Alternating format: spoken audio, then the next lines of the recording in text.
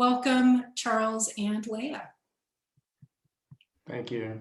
Thank you so much. This is wonderful. We love Malaprops, and we're so excited that we could be here. And yeah, very easy to wrap gifts. There's nothing you can't find in Malaprops for Christmas for everybody you love. So, Charles, you want to start us off? Why don't you tell us about How Fire Runs, which I have right here, and which I've been carrying with me the past few weeks because I'm fascinated. Yeah, And I want to this tell us all this about book it. it just came out.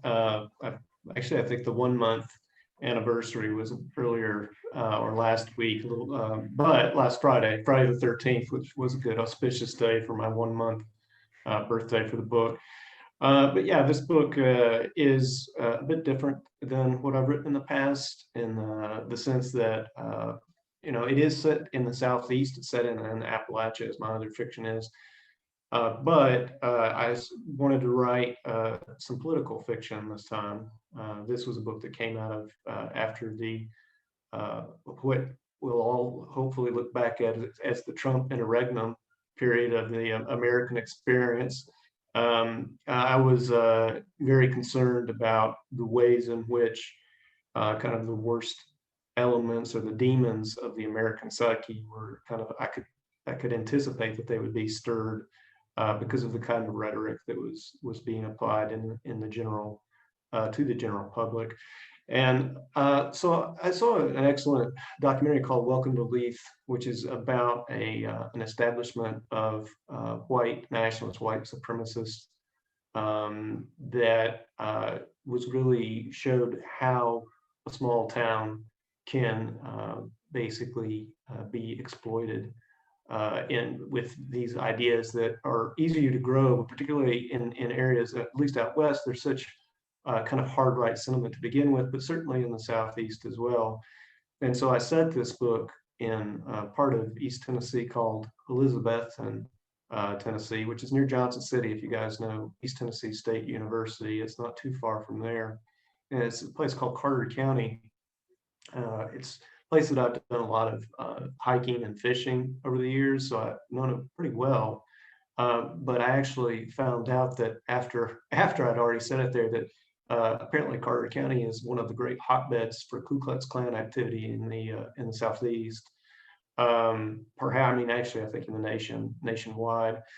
And so if you spend any time there, you see really, of course, throughout the Southeast, you see the iconography of racism or white supremacy. You see there've been very deliberate campaigns to make sure that Confederate battle flags are erased. I think every 100 miles along the I-40 corridor through the Southeast, and the density of Confederate battle flags in Carter County is pretty extraordinary. So I thought, well, let's see what would happen. A place that thinks of itself as, oh, we're not really racist. We really care about our heritage, our Southern heritage, and kind of holding that ideology to the fire when you're really confronted with this kind of unabashed, naked white supremacy. So that was kind of the idea behind it, and I wanted to kind of tease those things out, see what happened when not only you had outsiders that would come in and inflict these ideas, but also to try to see how this community then would struggle to reconcile who they think that they are. How do they find a way to essentially hold on to their souls when they really see the truth of what the logical end game is, if you look at it on a continuum. So those are all things that certainly were on my mind. And I thought I wanted to see, I thought it was a challenge to sit down and write a political novel. I've always admired Robert Penn Warren's All the King's Men. And I kind of wanted to see if there's a way of doing a page-turning version of an All the King's Men in the current Southern setting. Those were some of the ideas I had in mind.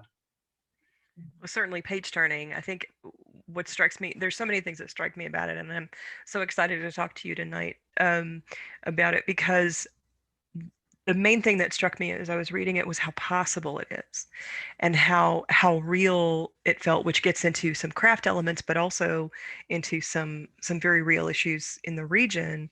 Um, did you have a sense as you were doing this of, because you have, gosh, I don't even know where to start. So you had this perfect storm of characters who are kind of iconic and representative of so many of the diverse political and cultural voices that we have in the region, along with these very recognizable figures who are far right wing and or just outright white power uh, proponents.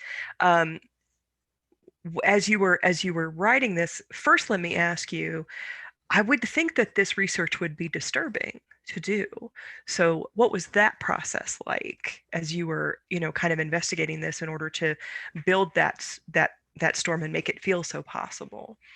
Tell me a little bit about your research. Yeah, I mean, I mean, it's in the sense that I think it's disturbing in the way that anybody that's been paying attention for the last, Mm, really through American history should be disturbed by it. But I think it's been amplified or intensified, certainly in the last 4 years. And I don't think that the election changes that at all. I think if anything, that may even become more pronounced. We'll just have to see. I'd like to think that that's not the case, but. Um, so in that sense, it's disturbing. I mean, in terms of research itself, I didn't go undercover or any kind of thing like that. It was a matter of, reading different texts, mhm, about the movements and watching good documentaries and films like that.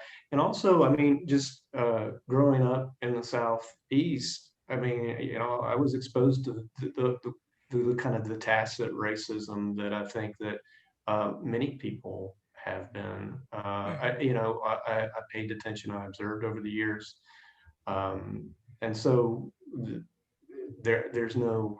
I don't know. I have a terribly good answer for that. I know it's one of those things I've been asked before, and I still haven't developed a good answer. Um, Only that to be a clear-eyed observer of people. I mean, you don't even have to go. I mean, I mean, everybody here has had contact with people who they know. Well, that's clearly a racist person, right? Even if it's just somebody um, selling, crackers at the convenience store or something like Right. that. And I think that one thing I wanted to do with it was, and there are books that I admire that are social problems, books like novels, like protest novels, I guess you would call them. And the one I would recommend is Denise Giardina's "Stormy in Heaven" is a good example of a protest novel. But one thing in that novel is she doesn't really, kind of the bad guys in the book are the coal operators, the outside coal operators, and you don't really get a terribly sophisticated or nuanced view of those characters. They're just kind of an outside force, and that works well, particularly in protest novels, because to have a villain to root against is, I think, a powerful kind of cathartic reading experience. But what I didn't want to make that I didn't want to make these characters as reducible as that. I wanted them to be more complicated characters. And the way I explained it, when somebody asked me about this before, was, the reason that Paradise Lost, why, Satan is such a strong character, is because there's a seductive quality about him. There's a sophistication to him. And so I wanted these characters who I, find absolutely abysmal or deplorable, to use the famous terminology.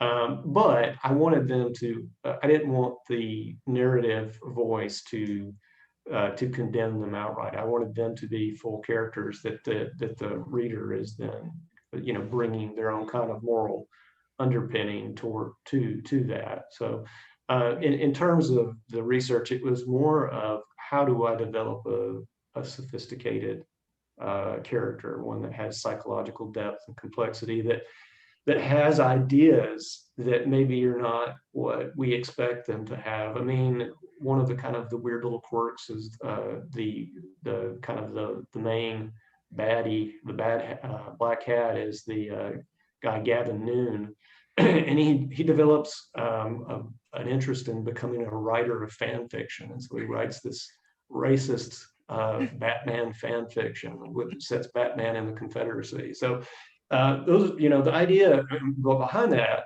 was that I wanted people to think, well, sure, of course, these people, these have completely different viewpoints than I do, but of course they would evolve their own kind of myths and mythologies. They would try to co-opt things from pop culture that we all kind of tap into because, you know, people don't see themselves. I mean, this is of course a cliche, but people don't see themselves as villains. They see themselves as just simply having a different perspective. And so I wanted to kind of have that richness to the characters.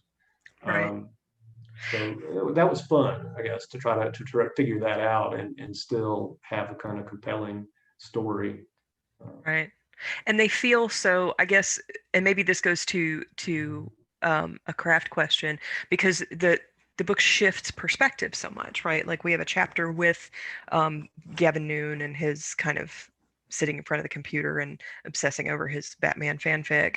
And then we have a chapter with, you know, the local Democratic county commissioner and his own complicated personal life, and, you know, all these different characters, and they feel so familiar and so so true to the region and to the contemporary region, to contemporary Appalachia, that I think that shift in perspective is a really good choice. And this goes to my kind of larger thing that I would say, which is for those people who don't realize, who are watching, Charles and I have known each other a long time. And every time I have a conversation with Charles, there usually comes a point in the conversation where he makes a literary reference to something that he's far more familiar with than I am. And in this case, it was Milton. I do know that Satan is seductive in Paradise Lost, but he knows it better than I do, because Charles is one of the best read people in the world, which is part of why I asked you about research. So at what point in the process did you make that decision to have those? And the other thing is the chapters are quite short, so it clips along, you know, and we get one person's take on a situation and then we get the next person. What was that structural decision of POV? At what point did you make that in the process of writing this? Yeah, I mean, I think it was essential because one, I had always kind of conceived of it as a story about the community rather than a story about an individual. I mean, you have this kind of you think at least that this character of Kyle Pettis is kind of the vocalizer of things, and to an extent he is, but then you realize that there are other people too that are really developing throughout. And so that was fairly early on in terms of, you know, in the past, I usually would have, like in my last book, for example, I kind of had two distinct stories, and they unified in a kind of collision course. And that's kind of a structure I've used several times over. But with this one, I wanted to, like, again, broaden that out and delve into these aspects that I hadn't before. And it certainly, I think that it puts a certain burden, or I mean, it's a good burden, but it puts a burden on the writer to try to assume so many different, you know, personas in the course of a novel. And particularly if you got to make sure you do it right. I mean, if you're not doing it right, I think people will certainly let you know. But for me, it was a matter of finding almost that as there was a shared. How do people grapple with the same problem or question from completely different perspectives? And so you have characters like Harrison, right? So there's another who is one of the members of the quote unquote Little Europe community, which is the white supremacy founding, but he is in no way like Gavin. You know, that you start to see fractures and competing agendas. And so I really just kind of wanted to be reflective of, you know, the microcosm, a microcosmic reflection of America today. And so for me, that structure was necessary. If I would have cut out certain characters, I mean, it's hard to talk about it if you don't know the novel, I guess. If I'd cut out certain characters, then it becomes just a single person story. And I think that would have undercut it quite a bit if that's what would have happened. There's really, I would say, at least at the end, three major kind of conclusions, and so to make it work and it really is kind of a thriller structure, right? But I also wanted it to have, you know, maybe have a few interesting things to say as well. And so it was, I didn't write it, like some people will do, like they could do, maybe one person would have chosen to do 4 novellas and basically put it together. Like that would be one way to do the novel.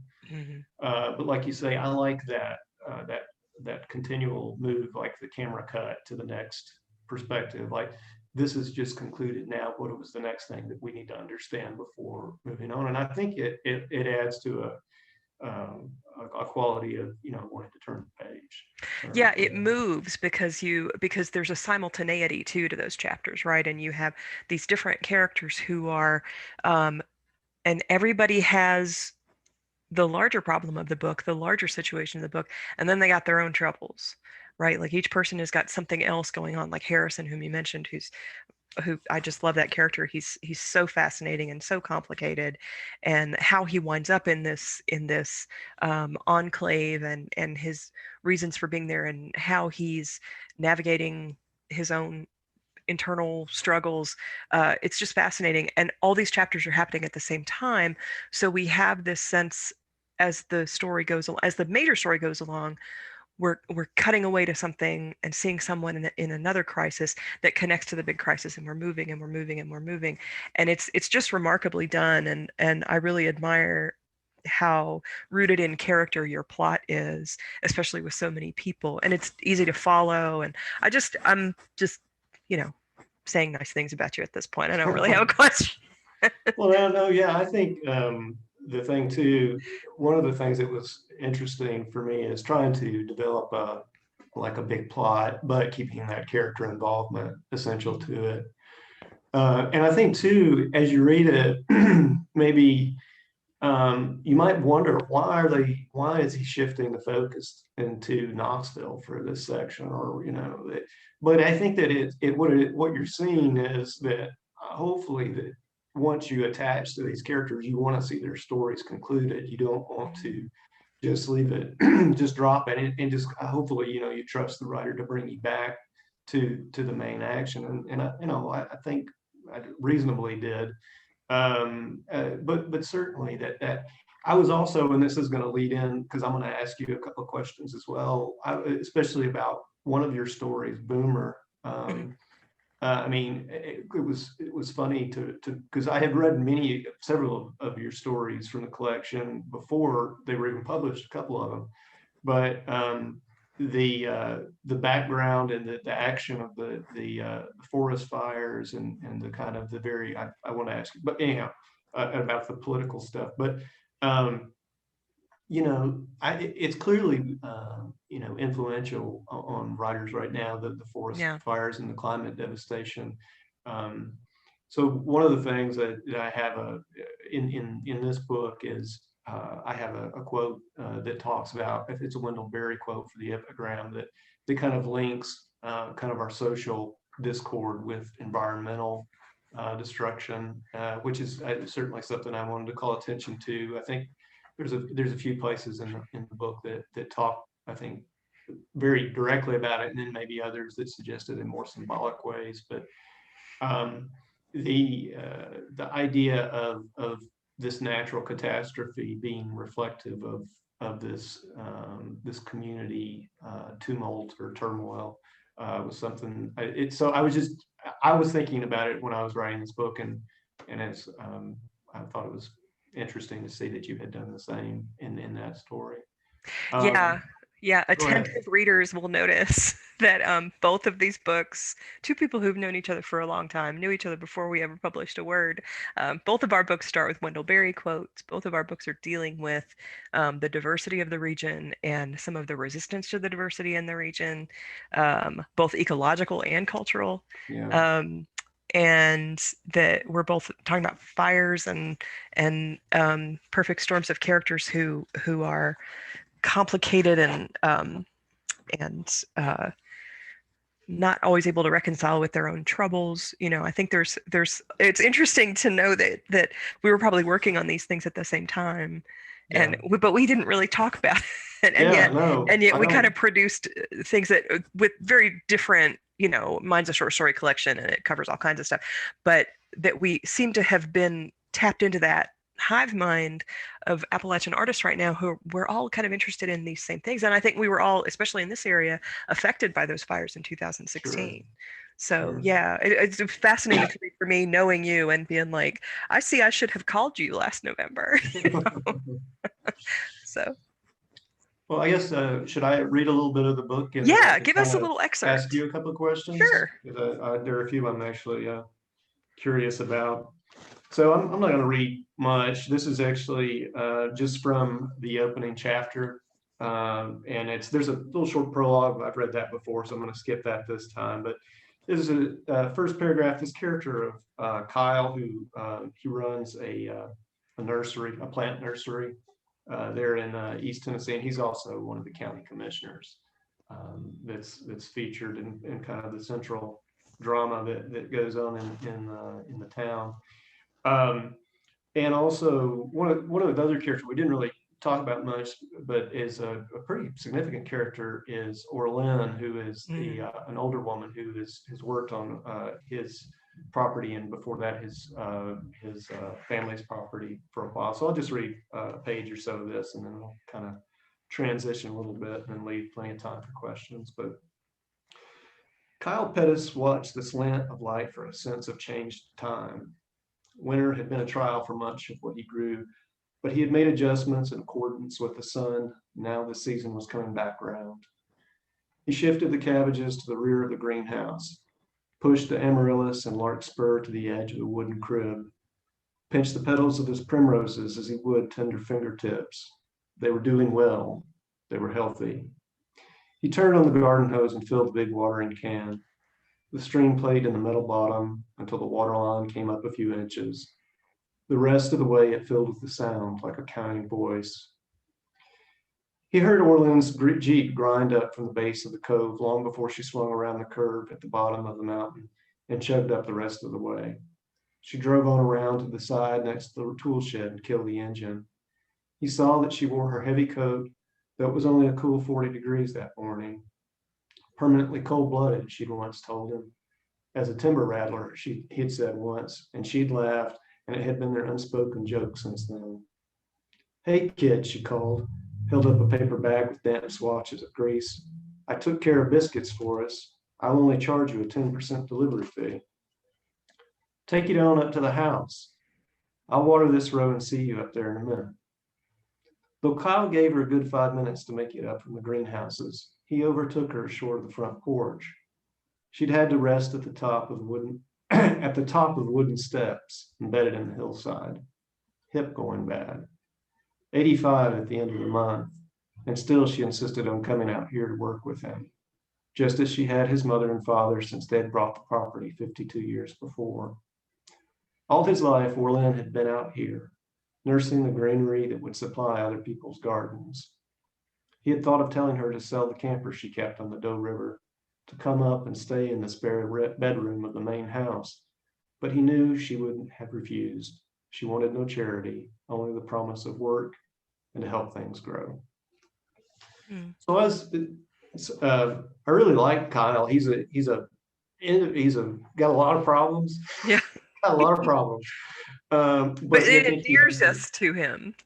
Yeah, I think he's a very kind person ultimately, and I think that's one of the reasons that I decided to pin the story to him.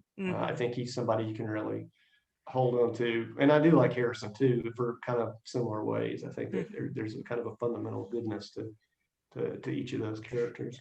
I think Harrison is the messier of the two. And well, he's definitely I like messy people, but yeah, Kyle is wonderful. Yeah, he's definitely messier. There's no doubt about that. Yeah.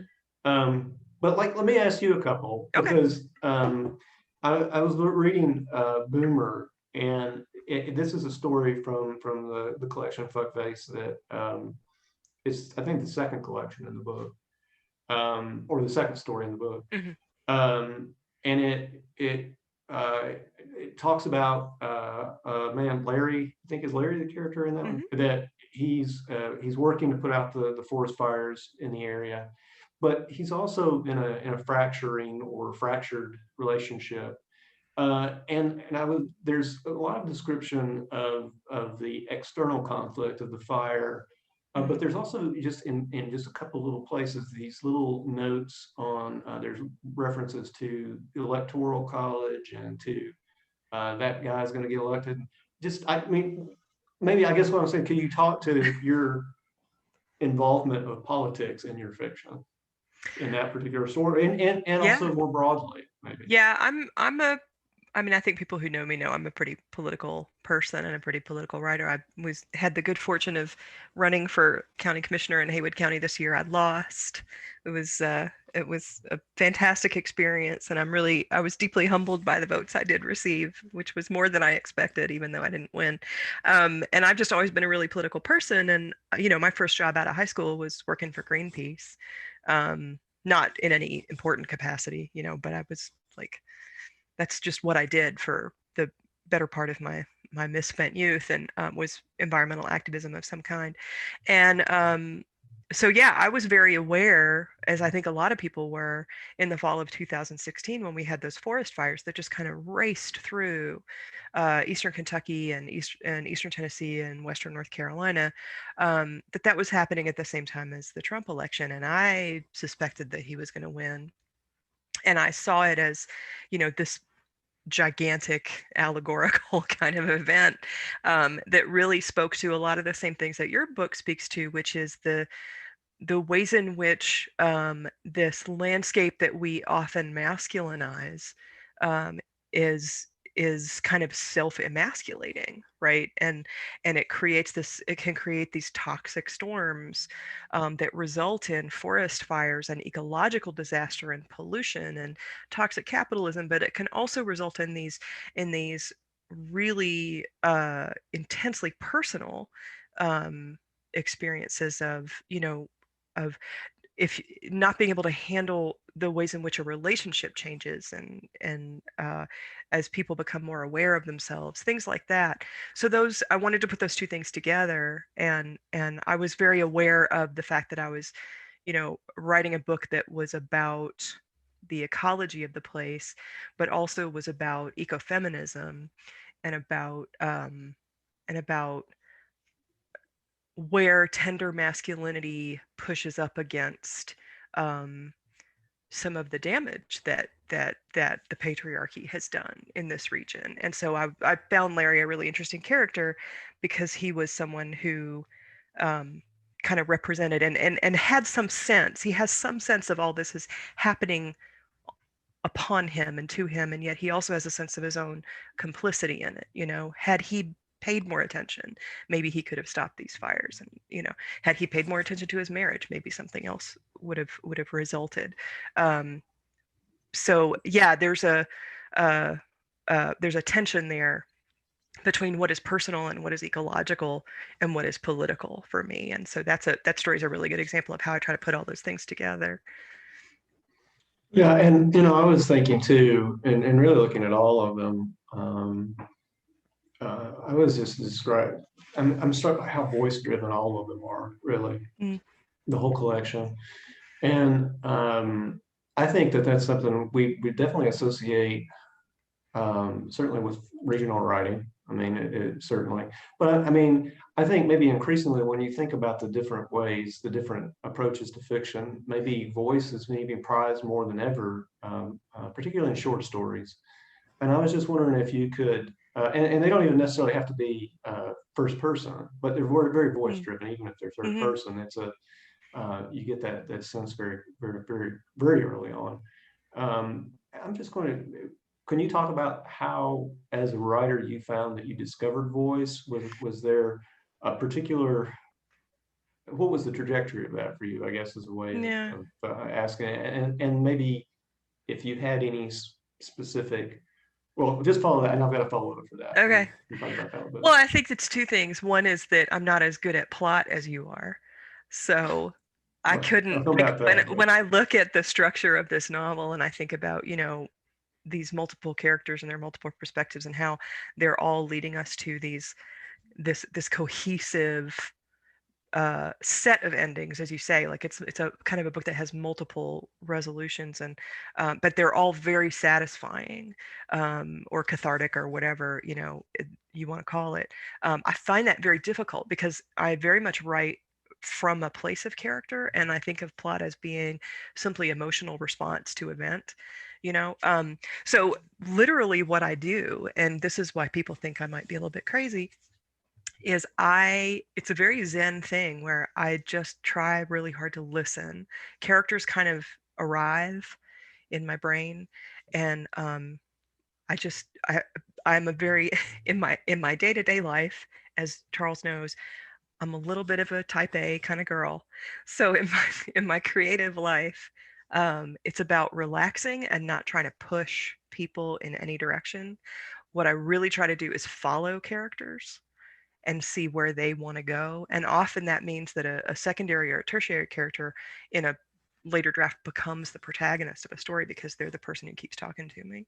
Um, and and I think this goes to something that you were talking about too, of just being a person who pays attention and being aware of people around you. I think that comes out in your book because the dialogue and the conversations and the conflicts people have feel so familiar and so much like my neighbors. And I'm also a person who pays attention to people really closely.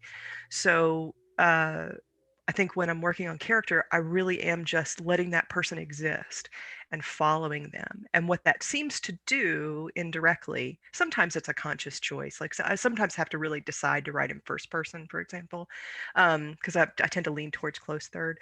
But what it tends to do indirectly or just by default is that means that my stories, like you say, are really voicey and really focused on one person's journey through some kind of development or understanding or change.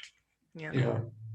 Well, I guess the kind of the immediate follow-up I wanted to, and I was hesitated to ask it at the same time, was do you feel a particular influence on, I mean, and not in the, I hate that I'm even asking it this way, but so, I mean, one of your blurbs compared your work to Dorothy Allison. No, I can see that comparison, and I think that's good. But I really was reminded of Bobby Ann Mason's Yeah. Shiloh collection, and I didn't know if that was because she also has these really tight third person, often understated, but still very emotionally involved kind of stories. So I didn't know if I think yours have kind of sharper detours than hers. Like I mean, I always think of the scene in Devil where the mom slaps him with the knife. I mean, it's like that's like a physical expression for a lot of the kind of the shocks that happen in the course of the collection. But I just if that's a writer that you feel a kinship with, or Yeah, I mean, I know Bobby Ann Mason, and I think there's a lot of writers like that who I would comfortably have dinner with, you know, and whose books have over the years have influenced me. When I'm working though, I try really hard not to read fiction, because I think if you're reading fiction while you're writing fiction, you just think, well, I don't know how to do this. yeah, Or you lean too heavily into some trick you see somebody else trying. So I tend to read nonfiction and poetry when I'm actively working on something, and yeah, then I try to keep fiction as my hobby, my fiction reading. But yeah, I know that I am imbued with some Bobby Ann and with some yeah, Dorothy Allison and with some, you know, with some Robert Gipe and with some I mean, there's a little bit of Flannery in there and a little bit of James Joyce in there, and there's all kinds of people that I've read over the years that I love, and Dennis Johnson is a huge influence on me in particular.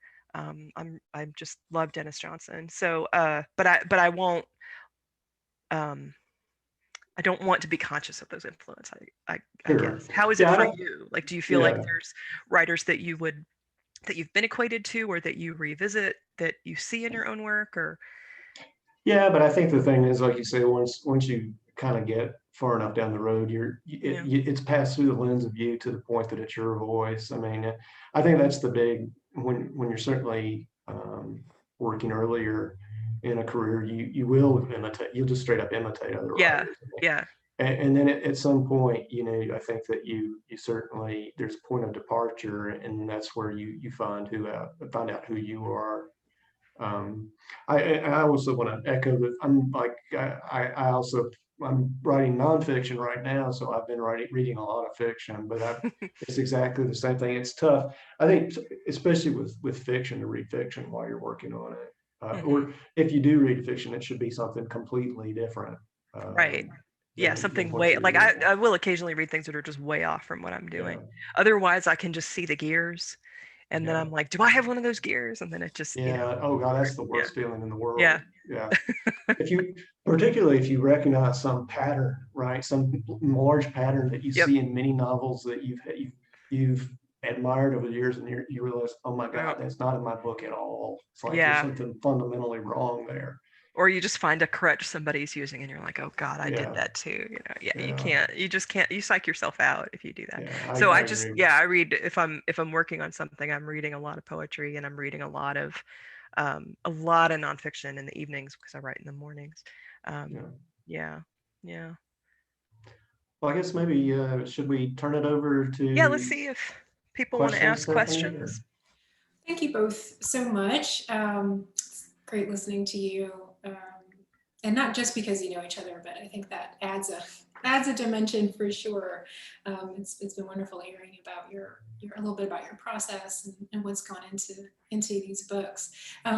So I do have. We had something that, so pardon my awkward pause because something just popped up. So I'm reading, I'm just reading it for Q&A purposes. And then I also want to mention that I neglected to mention my colleague, Patricia Furnish, bookseller at Malaprop, who's on the call with us this evening. And she's the one posting all the links in the chat. So do go to the chat, and Patricia's always on the spot. So when something gets mentioned, she'll put the link in there, and then you can just click it and be on your way to learn more about. I've been watching those this. come up, and I'm amazed at at Patricia's Google skills, because it's just I mentioned something and then bam, there it is. She's a wizard. Yeah, she's we've been at this for a while. I have not developed that same sort of precognitive skill that Patricia has with. She could work for CNN. Totally right. So Patricia's, that's her. So potential next career is Chiron Master on cable news. So anyway, I just wanted to give that credit where credit's due. So so watch Patricia's links in the chat. And so we have from Marianne. Hi, Charles. Could you talk a little about the ways how fire runs, forgive me, fits or maybe doesn't fit within your total body of novels? Voice, structure, patterns, themes, anything really. Sure. That's a great question. Good to hear from you, Marianne. How are you doing? I think that I certainly was more plot aware with this book than with the previous ones. I think that I kind of, like Leah was mentioning earlier, that I think I feel more comfortable when I let the character kind of drive the narrative forward, and I wanted to try something a little bit different here. And I think it's also it was a bit of a challenge for me, because even I remember this was even in grad school. One of the things I like would lock horns with some of my professors about was that I felt that didactic fiction was always inherently inferior to non-didactic fiction. And so one thing I've always wrestled with is, how can you have a politically engaged and something with a very clear moral underpinning without being didactic? And so for me, I always fall back on the kind of the big names, looking at how did Dostoevsky make his points. Like, he would have his characters balancing each other with completely disparate points of view, and then let the reader come to the conclusion of what was ultimately being stated. So there's certainly the political involvement it makes it very different. But it is also very much situated in the same East Tennessee landscape that In the House of Wilderness was, and the previous two novels, which were just the same thing on the North Carolina side of the border. But I do think that I'm striving to write fiction that is increasingly, although it is of the region, or it's in the region, it's not necessarily, I'm not trying to speak for Appalachia or anything like that. I think I'm using the landscape kind of as I think people experience it. Certainly when we talk about Appalachian identity, it comes up in discussions like this and in conferences and things like that, but also hopefully these stories in their particularities have a universal quality as well. And I would just add, just because Marianne asked, and I think it's a good question, I would say two things. One is that for people who are familiar with Charles's work and who've read it before, the commonality here for me is the Charles Dodd White sentence and the beauty of Charles's sentences. And if you've ever had the experience of reading Charles's work, you have those moments where the imagery in particular just stops you in your tracks, where the word choice of how some natural detail or some quality of light in the ambient light, that it's breathtaking sometimes the way that Charles describes things. And so even though this is kind of a departure for you, I found myself familiar with it and coming along with you because there are these beautiful descriptions that I think are so central to how you keep the reader involved, in addition to that plot that's driving us along. Yeah, I mean, I definitely think that I mean, for me, we were talking about touchstones before we all came on together as far as writers, and for me, James Salter is going to be a central writer that I always think of as writing kind of what I would consider perfectly. And so, you never get there, but you shoot for it, right? And so, yeah, I definitely, it's funny. I've got another book. I've got a couple of books, but I've got another novel that I'm starting to sketch out. And I said, well, damn it, I'm just going to sit down and write just a straight up thriller. It's just going to be, airport book. And then I sat down and wrote, and then I started tinkering with it a little bit. I'm like, well, this sentence could sound a lot better than I have it right now. This straightforward sentence just isn't going to cut it. So I don't think I can escape wanting to write. Yeah, you can't not make it beautiful. I know that about you. Yeah. But you do. I mean, I think you succeed with the didacticism too, because it's, you have this really good, and it doesn't feel like a device, but the device of, the fact that there's a local election that's also part of this storyline, and that enables some of the characters by necessity to have to kind of give their platform.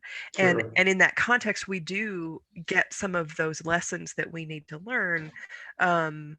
Through that campaign and through the ways in which people are trying to, decide what to do about with their vote, or with their civic duty and that kind of stuff. So we get those messages, but it's still indirect and it doesn't feel forced, So I think you've managed to pull off the thing that you said is maybe not always easy to do, which is to be political and have a lesson without it dragging down the movement of the story. Right. Yeah. Yeah, I think hopefully. I mean, that was my effort to. What else you got for us, Stephanie? So actually, Marianne has a question for you now. Oh, okay. Yeah. So recently you mentioned that you've been writing a few essays, and she's gotten quotes here. Really weird stuff. Wild hauntings and magical stories. End quote. Are you ready to share where any of those things are heading? So yeah. Oh. So fill us in on what you're working on and. So something, yeah, sure. Let's see. So the most recent thing I had come out, which you can buy at Malaprops, is the most recent issue of McSweeney's. I think it's McSweeney's issue 61. And I have a story because I've become obsessed with folklore. And so I'm doing a lot of revisiting of folklore. So there's a story in the latest McSweeney's, which is a retelling of Little Red Riding Hood from the perspective of the grandmother. And she's called Meemaw, and she gets to enjoy a lovely summer affair with a evil child-eating wolf, because middle-aged women also have sexualities, and so that's something you can check out. And McSweeney's is a great magazine for it or I guess it's a journal because it's a quarterly, and it's hardback this issue. So that's kind of cool. And then I've really been thinking a lot about, and this goes to something that we could, if we have time, we can talk to Charles about too, about gender and about just the masculine and feminine and the non-binary and how that influences us unconsciously as a person in this region. And so I've got an article coming out, I think next week, in Guernica magazine, all about how I think we misgender rural spaces often in our imagining and our collective understanding of how rurality functions in America, and that's coming out, and I think that's going to piss off some people because I'm a little bit, because I'm a political person, and I really think that we need to pay less attention to, like, so here's the example I'll give. Every time we have an election, somebody goes to some greasy spoon diner and talks to some guy who's sitting at the counter who, ask him his opinion about the heartland. And what I want them to do when they get to that diner is talk to the waitress who just worked a double. And I guarantee you has a very different opinion than the guy sitting in the diner, and he didn't tip. So that's my essay that's coming out in Guernica, is paying more attention to the feminine and the non-binary in rural spaces. That's an essay. But the Meemaw thing, that's not real. That's fiction, because there's no real bad wolves coming for your children in the forest. Well, we actually don't have anything else in the Q&A. We do have, it's 6:52, so we do have time if you'd like to if you would like to talk a little bit more about that, Charles. And then also before we leave, we wanted to ask for a couple of book recommendations from both of you. Sure. Yeah, well, I guess in talking about one of the characters, or a couple of characters in the book are non-binary characters, but it's very much in the closet because it involves individuals that are at the settlement, the asylum, which is literally an old insane asylum. So I think for me, it was, as far as an ecological space or environmental space, I had that in mind as well. I think a lot of the book that I was interested in is trying to find that, if we were to put it in environmentalist terms, that middle ground, that place that's not determined one way or the other. Because I think that neutrality, I mean, it goes back as far as Virginia Woolf's idea of what she called the androgynous novelist.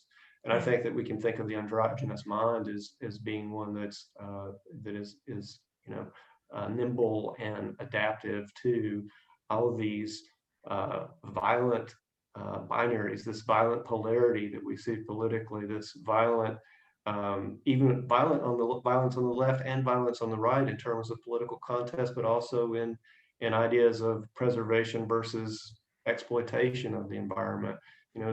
All these things together, there seems that there's a place for synthesis, and a place where identities are not so fixed seems to me to be one that's not nearly as fraught or freighted.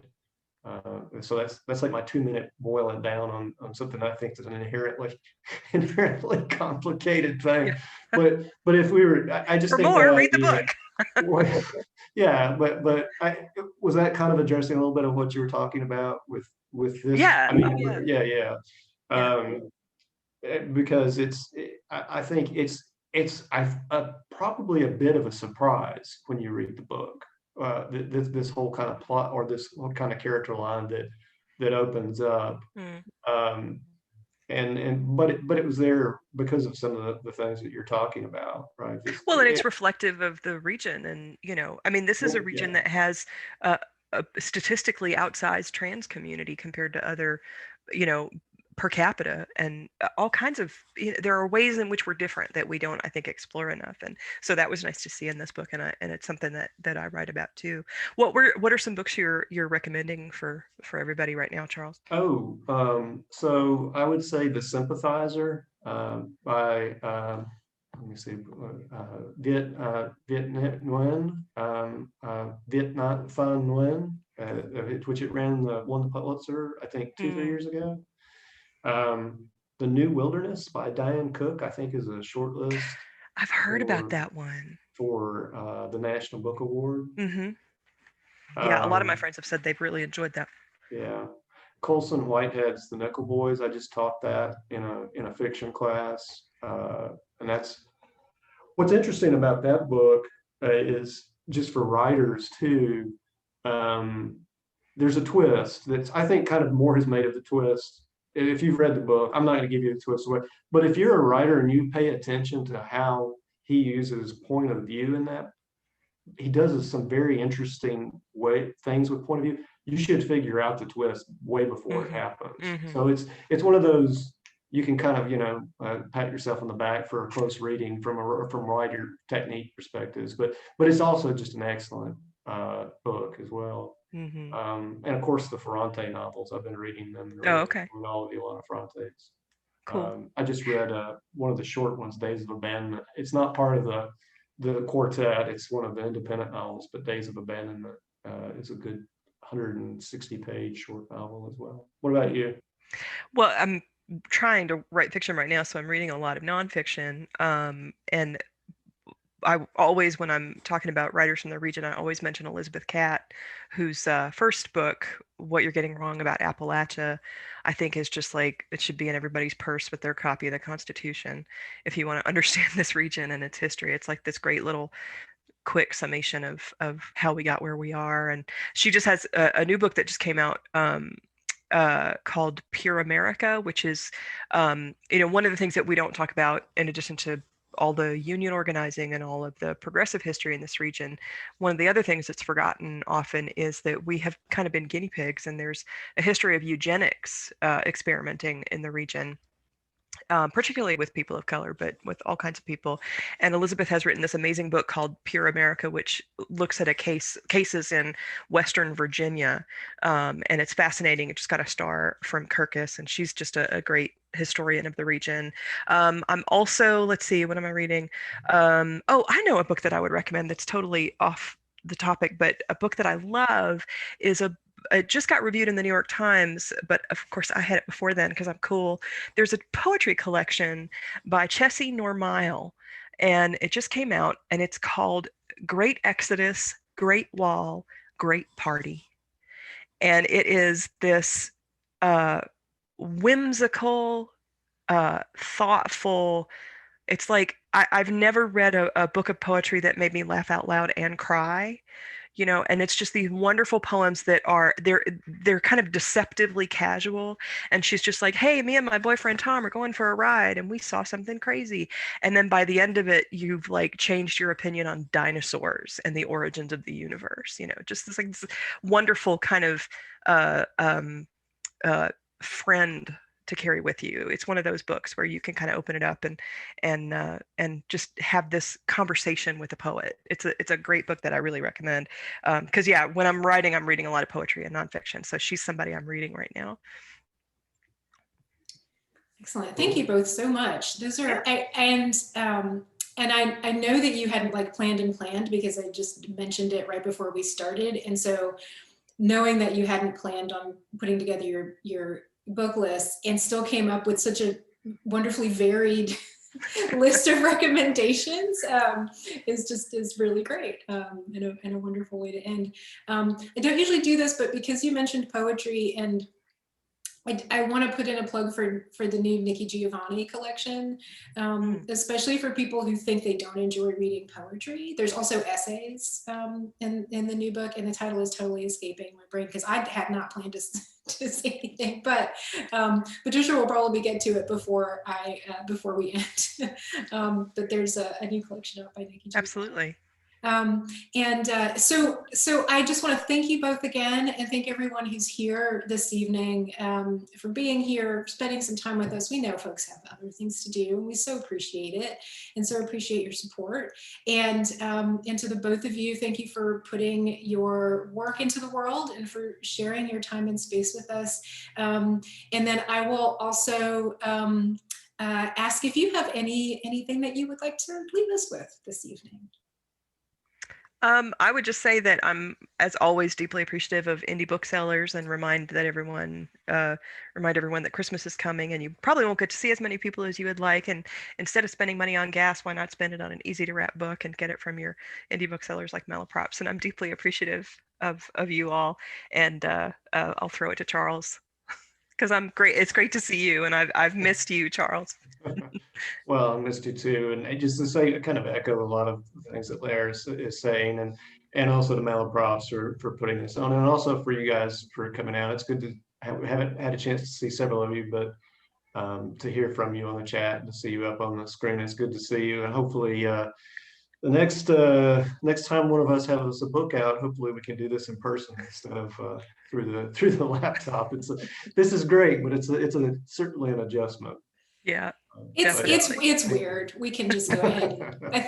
I'm sure we've been doing this enough that there are probably people on this call whose who have heard me speak to the strangeness of it before. But I think it's But weird it's- because yeah. it's weird because it's intimate, you know, and so I think it's also nice that I can see everybody's living room, Yeah. and I just think that's great because you don't get that at a normal inn. Periscope. You're actually sort of like, yeah, in people's spaces, and even if that's not the setup, like if they, you know, if you're not in a type of event where people can have their cameras on or they don't have their camera on, you're still much more sort of in the author's faces than you would be normally, right? Like you're like, you know, and it's oddly, it's both more intimate and more separate, like at the same time, which is yeah, because you're not actually sharing the same space, but you feel somehow more part of somebody else's like personal life in that moment. Yeah, I feel connected to people in ways that I don't think I would have if I'd just done a traditional book tour. So yeah, that's true. I mean, I wonder if in the future we'll start to see kind of both of these being offered, you know, going forward, now that people are more comfortable with the media. I think it is here to stay as part of it, certainly going ahead. And the thing that we do appreciate is the accessibility. And in fact, Robin just commented on that about broader geographic participation, but also just in terms of other kinds of participations. You know, there are people who for various reasons, including physical disability, who might not be able to participate in a live event, you know, at a local bookstore at another venue. And certainly if you're halfway across the country and there's someone you would really love to see, you know, at a bookstore that you want to support, even though it's not in your town, right? That's something you can do. So we appreciate that. We do look forward to the time when we can all, you know, get together in the store again safely for everyone and you know, talk and you know, kind of huddle and like put books in people's hands on the way out the door, and you can sign them. But yeah, in the meantime, we're appreciative of this opportunity. So thank you so much again. But yeah, we do look forward to next time. We'll definitely have you both back. And in whatever way we can, you know, when the next books roll around. So. Thanks so much. On that, we'll say goodnight, everyone. And thank you so much again for your time. We hope to see you again. And yeah, books are easy to wrap. That's the takeaway from this evening. So have a wonderful evening. Thanks, everybody.